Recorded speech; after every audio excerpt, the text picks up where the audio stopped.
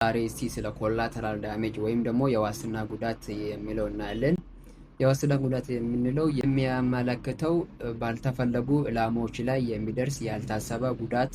ይሄ ማለት ደግሞ ሊሆን ይችላል፣ ጉዳት ሊሆን ይችላል። በአብዛኛው ወታደራዊ ዘመቻዎች ሰዎች፣ ሲቪሎች ወይም የሲቪል ንብረቶች ያጠቃልላል።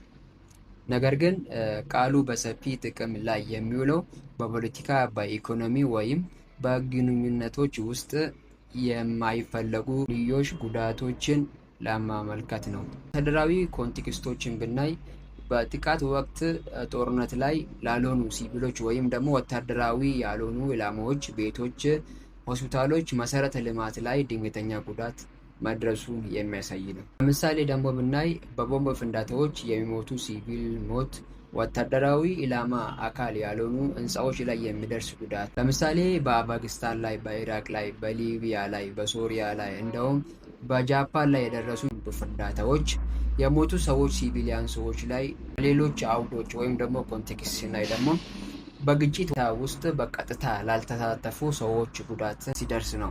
የግንኙነቶች ስናይ በፍቺ ወይም በግጭት ወቅት በልጆች ወይም በቤተሰብ ላይ የሚደርስ የስሜት ጉዳት ነው።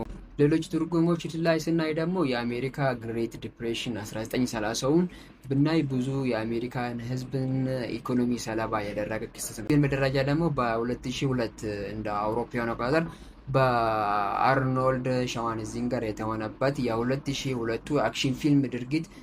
ፊልሙ ቤተሰብ በሽብርተኝነት ቦምብ ፍንዳታ ቢሞትበትም እሱም ደግሞ በቀል ለመውሰድ እርምጃ የሚወስድበት የእሳት አደጋ ተከላካዩ ፋየር ፋይተር የሚለውን ነው። ኮላተራል ዳሜጅ ማለት አንድን ነገር ሲፈጸም እሱን ተከትሎ የሚመጣ ችግር ወይም መከራ ማለት ነው።